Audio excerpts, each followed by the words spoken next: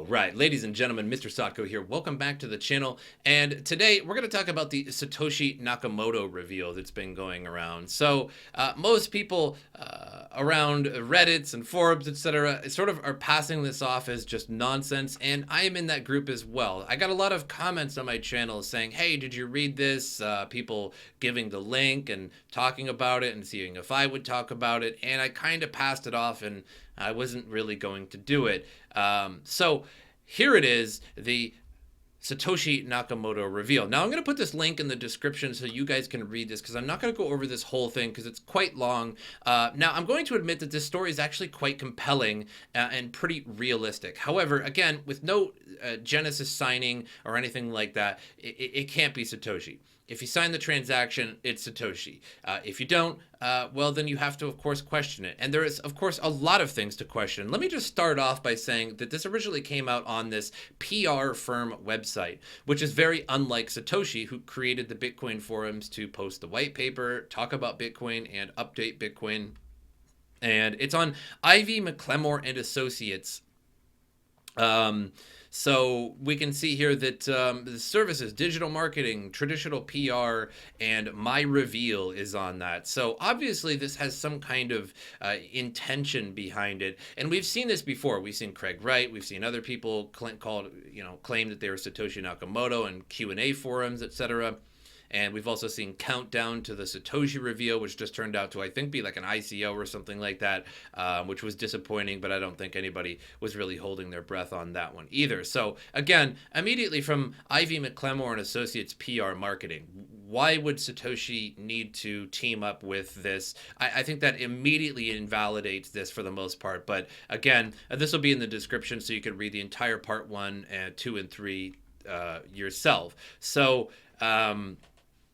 you know, some of the bigger points of this is most people think the development of Bitcoin, my development of Bitcoin, was just a fluke or something that was designed, happened overnight. But looking back, I realized that that's not the case. Bitcoin was created through circumstantial requirements, but its current exposure cannot be attributed to design. So it all began in my childhood when I heard stories from my father about Aga Betty, who founded the United Bank Limited in 1955 or 59.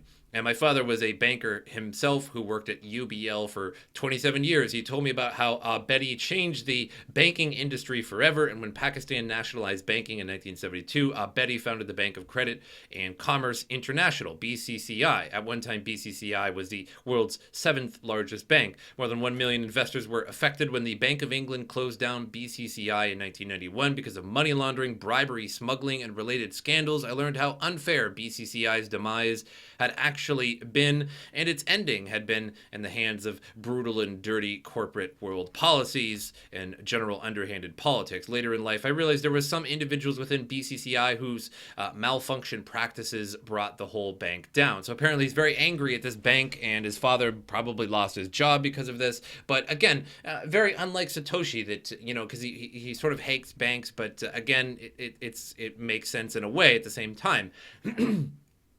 So he was interested in cryptography and yada yada. And the final push for Bitcoin to be created was not only from my own personal banking experiences and my need to redeem at BCCI. So he's trying to redeem a bank with Bitcoin, which again, just really doesn't seem like what Satoshi wrote about, but also from the Great Recession. You know, and he visited the UK and no bank would open its doors for him because he didn't have a permanent UK address, et cetera, et cetera. And how Bitcoin got its name was that it's the Bank of Credit and Commerce International. So like you can make Bitcoin out of that. And again, I urge you guys to read the whole thing yourselves, but it's so far pretty ridiculous. So the website bears the name Satoshi Nakamoto Renaissance Holdings, and the truth is told by Ivy McClemore and PR and marketing consultant, which is apparently also a man. So far, so readily dismissible as another waste of time marketing ploy. The site even admits that part 3 of my reveal, along with Nakamoto's true identity, will provide details about tabula rasa, Satoshi's vision. Sorry, Craig, not actual Craig Wright's Satoshi's vision, but for the future of Bitcoin. But if it's just another attempt to cash in on the Bitcoin bandwagon, then whoever is involved did a better job than most of the others. I agree, because it is pretty compelling, but again, a lot of it just doesn't make any sense at all. The fact that Satoshi Nakamoto has a beef against the banking industry won't come as a shock about the BCCI, the world's sleaziest bank. So you could put Bank of Credit Commerce International, so you could Bitcoin out of that. He also had trouble opening a bank account when visiting the UK. According to his latest testimony, Satoshi came from Satoshi Samita, a Japanese central banker who presided during a period when the country became the world's largest creditor nation. Satoshi was also a exact match of the Chaldean numerology, which also features greatly for Nakamoto's childhood nickname of Shaiko. So in the article of My Reveal, he talks about how much he's into Chaldean numerology, which he never mentioned ever before this reveal. In emails and on the Bitcoin forums and stuff, he was just into cryptography, not Chaldean numerology. Nakamoto came from Hal Finney, who helped him to create Bitcoin. During Satoshi Nakamoto lived in the same California neighborhood as Finney. He was later mistakenly identified as the Bitcoin creator. Satoshi Nakamoto is the number 55 in Chaldean numerology, representing the total and complete man, apparently. Finney also provided remote computers to work on, leading some to speculate that Nakamoto had been based in California. He had actually started his work in Pakistan, later traveling between Pakistan and the UK. Nakamoto describes Finney as his Steve Wozniak, the technical genius who partnered Steve Jobs at Apple. So apparently going by the name of Bilal Khalid is, according to this My Reveal, supposedly Satoshi Nakamoto. So part one of My Reveal is detailed, fits some of what we already know about Nakamoto and explains some of the things that we didn't know. And the best bit is that we don't have to wait too long for parts 2 and 3. Part 2 available 4 p.m. today, which is already out now, will reveal more about how Nakamoto's belief in Chaldean numerology influenced many of his decisions regarding the development of Bitcoin. It will also give facts about his 980,000 Bitcoin personal stash. Then part 3 will be published just 24 hours later. So let's go on to the news article that talks about it, just so that it's sort of condensed into a news article. We don't have to go over the whole part 2 and 3. Part 2 and 3 was actually published together. So you couldn't make it up, of course, that someone did. Following the first part of the latest self-proclaimed Satoshi Nakamoto reveal, part 2 gave us an actual name. Unfortunately, it gave us little in the way of compelling evidence to convince us that this was the name of the man who created Bitcoin. It all came across as more of a contrived excuse for why he couldn't prove it. Again, couldn't prove it. So the first installment of the reveal may have rambled its way through the decades of extraneous detail. So whilst perhaps it was a little contrived, it gave us enough points of contact to be plausible without completely undermining itself. This was unfortunately not the case with part 2. The rambling was unnecessary, was still there, but this time the circumstantial evidence was largely replaced by unlikely explanations for anomalies. This alleged Satoshi Nakamoto pretty much shot himself right in the foot from the start. As an avid lover of numerology and astrology, I use both in my day-to-day life. I do believe God is the ultimate mathematician, apparently quoted by Bilal Khalid or Satoshi. So a hint of numerology may be an almost acceptable interest for a cryptographer, but no rational human being would even associate with an astrology believer, much less actually be one and use it in day-to-day life. Even the numerology was contrived and clumsily applied. We found out why he chose certain dates, a 21 million Bitcoin cap, even different email addresses. It was all just a bit post-rationalized. This is because that and those 980,000 Bitcoin, the reveal explained that original Satoshi's writing style and while it changed for this reveal. Apparently, he didn't want to give himself away as a non-native speaker, so sent random paragraphs to be corrected by different editors. Allegedly, all of these editors were originally trained as typists, so used double space after a full stop. This became part of Satoshi Nakamoto's style. Supposedly, he also actively tried to make his English language worse since disappearing so that he wouldn't be recognized as Satoshi. Quite convenient. Of course, he would also easily convince the world that he's Satoshi by moving some coins, except that, of course, he can't. Racked with paranoia over someone discovering his identity, he always completely wiped any drive that he used either locally or remotely. He just kept one copy of his wallet and no backup. and then he lost it when a hard drive failed, and the shop cheerily told him they'd replaced it free of charge. So let me get this straight. So basically in the article, Satoshi Nakamoto wiped everything that he ever touched, which kind of makes sense because, you know, if you're a paranoid guy, I suppose you would do that. But he only kept one copy of his wallet. The creator of Bitcoin that knows that if you lose your one copy, they're all gone, right? The creator, the one that spent probably like a year working on Bitcoin at least, only one copy. Just real hard to believe. And no backup whatsoever. Didn't even write down the private key on a piece of paper. Nothing. And then he lost it when a hard drive failed. And he sent the hard drive in to be repaired. Now, when you send a crashed hard drive in to as a warranty or to be repaired, he sent the hard drive with 980,000 Bitcoin to be repaired by a shop who replaced it free of charge, who just replaced it free of charge. Now, okay, that is somewhat believable. If I were to send a hard drive in, they'd probably just send me a new one based on the warranty, because nobody's really going to fix a crashed or totally broken hard drive. It's just doesn't happen all the time. It can be done, sure, but yeah, it's like when your toaster breaks, you don't take it to a toaster repairman. You just go out and buy a $20 toaster oven or just a toaster. You don't even bother repairing them anymore. You just go out and get a new one. So they just threw it away and replaced it. So now he's just lost his heart. So that's how the Satoshi Nakamoto lost 980,000, basically a million Bitcoin, just because he took it to a shop. This advanced cryptographer who created Bitcoin took it to a shop and they replaced it. I don't know about that. Well, at least he bothered to come up with a reason why he can't transfer anything. Embarrassed at losing what would later become $19 billion worth of Bitcoin, Satoshi settled down, got married, and got a job working for the UK National Health Service. There are other spurious details that don't fit, like a lethal back injury, which he miraculously survived. He also took advice from an unbelievably sage colleague at the NHS who had a far deeper understanding of Bitcoin and what Satoshi should do in regards revealing himself than most of the crypto industry. I almost can't bring myself to reveal the name, but you've made it this far. Born Bilal Khalid in Pakistan, he now resides in the UK. He watched the film The Godfather and changed his name to James Khan. Believing himself to be the godfather of digital cash, his wife made him keep his birth name, so now he is just James Bilal Khalid Khan. There's also a badly digitally altered photo. There will be no promised part 3 as it was combined into part 2. So let's take a look at this badly digitalized photo, apparently. And who knows if we can even get to part 2 here. We can click over, go to part 2.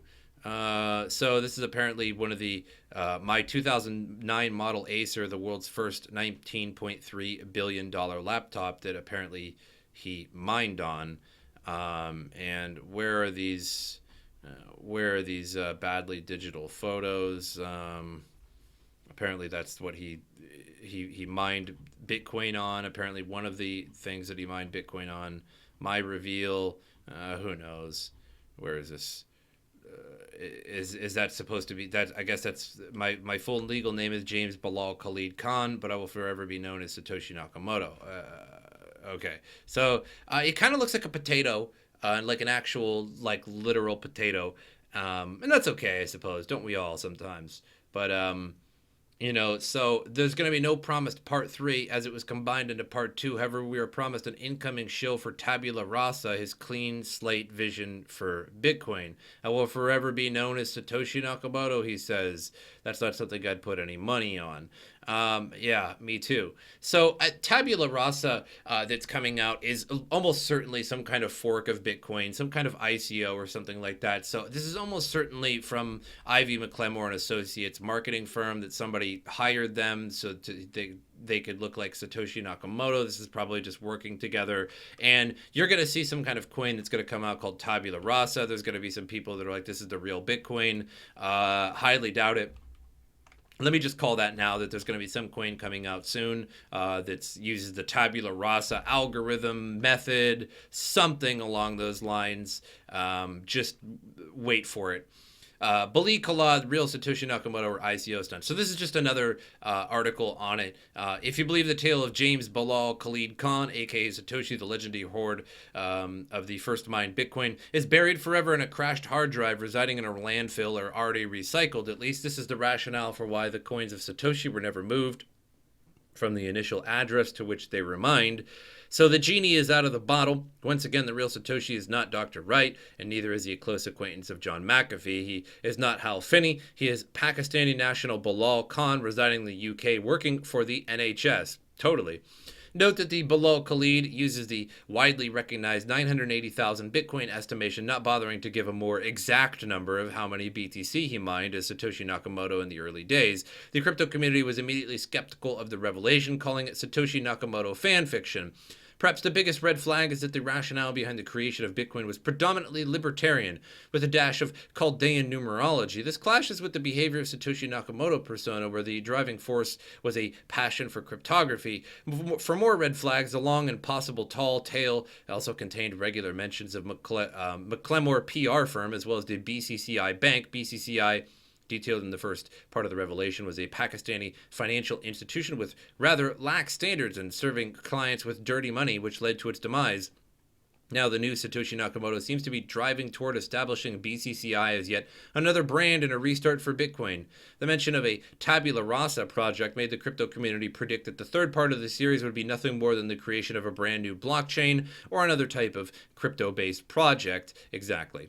What is curious is at this time the Satoshi Nakamoto claimant seems to be rather inept with technology. The narrative holds that Hal Finney, Mike Hearn, and Gavin Andresen were helping significantly with the Bitcoin project. It's suspicious that Khalid would choose those names, with Finney deceased, Hearn notorious for abandoning his connection to Bitcoin, and Gavin Andresen remaining the only relatively active contributor from the early days. Sometime around 2011, Bilal Khalid allegedly lost his wallet.dat file when his laptop crashed, and he sent it for repair, containing all the valuable BTC. His hard drive was replaced, and he claimed data recovery from the old drive was impossible. And anyway, the computer repair shop threw the hard drive away, just threw it away, and he didn't bother going, "Hey, where'd you throw that hard drive away?"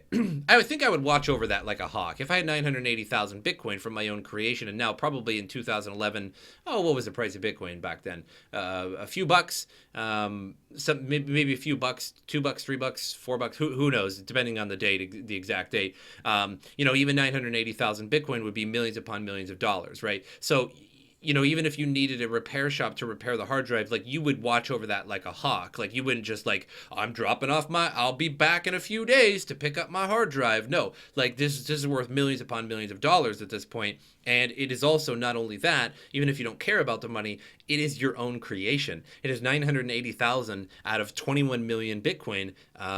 It's your own creation. It just doesn't make any sense. Sore from the massive losses, Bilal Khalid, oh man, Pakistani name, sorry, sees the trajectory that Bitcoin took as entirely wrong. Despite prices practically going to the moon, the new narrative turns back to banking the unbanked and to the BCCI Bank. What? The Wayback Machine reveals that the bcci.net domain contained a vague presentation for the innovative financial institution with ideals such as flexibility and relationships. Since Satoshi Nakamoto is a legend, it is impossible to debunk all the claims without absolute certainty. But one thing's for sure, Bilal Khalid failed to even write down the private keys on a sheet of paper, leading to the inevitable loss of 980,000. Too careless for the person that urged self-ownership through control of private keys. Exactly. So again, this link will be in the description, and you guys can read through this. And again, it is pretty compelling. I got to admit, it's a really good read. But I think it's just, again, I think people have it right. It's Satoshi Nakamoto fan fiction, and with this, tabula rasa, jammed in there. Again, we're gonna see something come out, and it's just gonna be another fake Bitcoin, essentially. I think even at this point, even if Satoshi Nakamoto did create another Bitcoin, it's just not going to be Bitcoin. Like, Bitcoin is Bitcoin. Once he created it and set it into motion, it was the world's Bitcoin. No longer his Bitcoin. Sure, he could, he's the creator, but Bitcoin is forever Bitcoin now. it will never change. No matter how many times it forks, the blockchain will still keep going. And I'm not saying that, if Satoshi Nakamoto created a new blockchain that he thought was better, I'm sure people would dig it. I'm sure it would explode in price or something like that. But again, Bitcoin will always be Bitcoin. It just doesn't matter. But this tabula rasa thing that's going to be coming sooner or later, I'm sure. I'm sure there's going to be different things. I mined 980,000 Bitcoins using a remote computer on my laptop in 2009. A remote computer in 2009 and a laptop. Maybe you could get to 980,000, but even 50 at a time every 10 minutes, it'd take you a long time to do that. That's how Finney explained. This is in his 2013 Bitcoin post quite accurately. Those were the days when the difficulty was 1, and you could find blocks with a CPU, not even a GPU. I learned over the years to leave important data on a remote or old redundant hard drive, as it could be recoverable after normal format deletion. So, it just seems ridiculous that, I'm just going to give my hard drive 980,000 Bitcoin. And this was in 2011 that he did that. So he had these 980,000 Bitcoin for that many years, for 2 years, starting at the early 2009. And then, by 2011, Bitcoin was probably a couple bucks by then. And even if it was only like 30 cents or $1 at the time, that's still an incredible amount of value. And screw the value. You mined these Bitcoins for 2 years, 980,000 of them. They're your own creation. You watch over that like a hawk. If you had to take that in to get serviced or something, and if you're, it just doesn't make any sense. Anyway, moving on to CoinMarketCap here, the end of the news. 266 billion market cap. We did take a sharp tanking. Ethereum went up to like $202, and Bitcoin was at nearly 11,000. And again, the sell-off, that wild manipulation. Here we go, going back down that manipulation roller coaster as everybody sells off, and those whales chunk them sell orders. And set those sweet, market orders, and, all those futures and margin calls, making it go down. Well, there's no futures, but the margin calls going all the way down. God, I love it.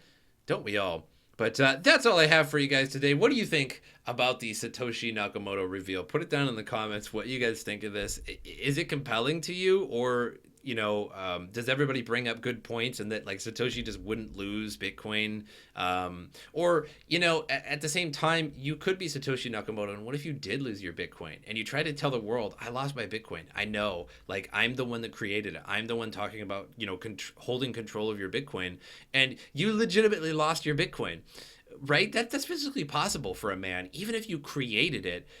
And just something happened that maybe the guy's house burned down, and he lost his Bitcoin, or his hard drive really did crash and he didn't keep that many backups. So maybe he really was that paranoid, and nobody would believe it, right? Nobody would believe it because everybody would be like, no, Satoshi Nakamoto wouldn't lose his Bitcoin, but what if he really did? So I don't really believe the Satoshi Nakamoto reveal, just because, again, it's using a PR firm and it's talking about this tabula rasa that he's going to create. So it's just, again, it's a PR. Why would Satoshi Nakamoto use a PR firm and not the Bitcoin forums or something like that? Post all this on the Bitcoin forums. It's just not happening. But I hope you guys enjoyed it. Make sure you subscribe to the channel, like the video, share the video. Helps me out a lot. My social media in the description below, so is the link. But as usual, I will see you guys next time.